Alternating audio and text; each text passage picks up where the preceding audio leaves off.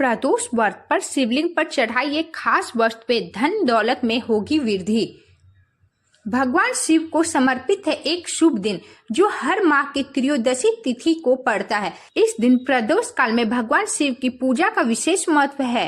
कहा जाता है जो साधक इस दिन सच्चे मन से पूजा पाठ करते हैं और व्रत रखते हैं उनके जीवन के सभी कष्टों से मुक्ति मिलती है। प्रदोष व्रत भगवान शिव को समर्पित है।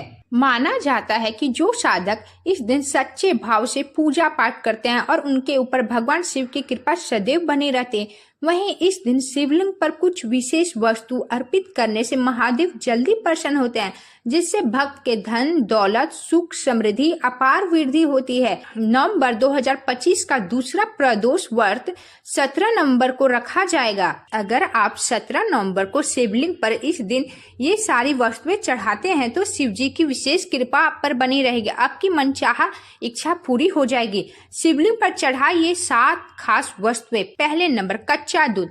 शिवलिंग पर गाय का शुद्ध कच्चा दूध अर्पित करने से मानसिक शांति मिलती है और पैसे से जुड़ी रुकावटें दूर होती है। अगर सोम प्रदोष है तो यह भी शुभ माना जाता है।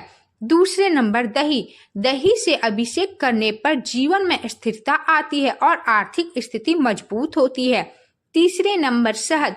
शिवलिंग पर शहद अर्पित करने से सौभाग्य की वृद्धि होती है, साथ ही इसे चढ़ाने से कर्ज की मुक्ति मिलती है। चौथे नंबर पे बेलपत्र। बेलपत्र भगवान शिव को सबसे प्रिय है। धन समृद्धि की कामना के लिए 3 पत्तियों वाला बेलपत्र शिवलिंग पर उल्टा अर्पित करें। 5वें नंबर गन्ने का रस।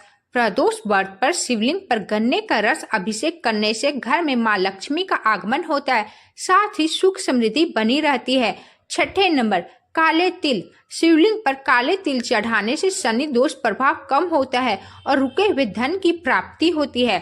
7वें नंबर अक्षत। शिवलिंग पर अक्षत चढ़ाने से शुभ फलों की प्राप्ति होती है, साथ ही धन के भंडार हमेशा भरे रहते हैं। प्रदोष व्रत की पूजा विधि। प्रदोष काल शुरू होने से पहले दोबारा स्नान करें।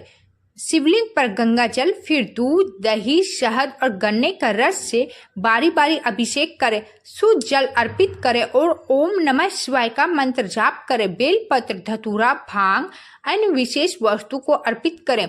धूप दीप जलाकर शिव चालीसा और प्रदोष व्रत की कथा का पाठ करें। अंत में आरती करें। अगर आप शिव जी को ये सारी चीजें अर्पित करते हैं तो भोले बाबा जल्द प्रसन्न होंगे और आपकी हर मनोकामना पूरी होगी। आप जरूर 17 नवंबर को इस उपाय को अपनाएं।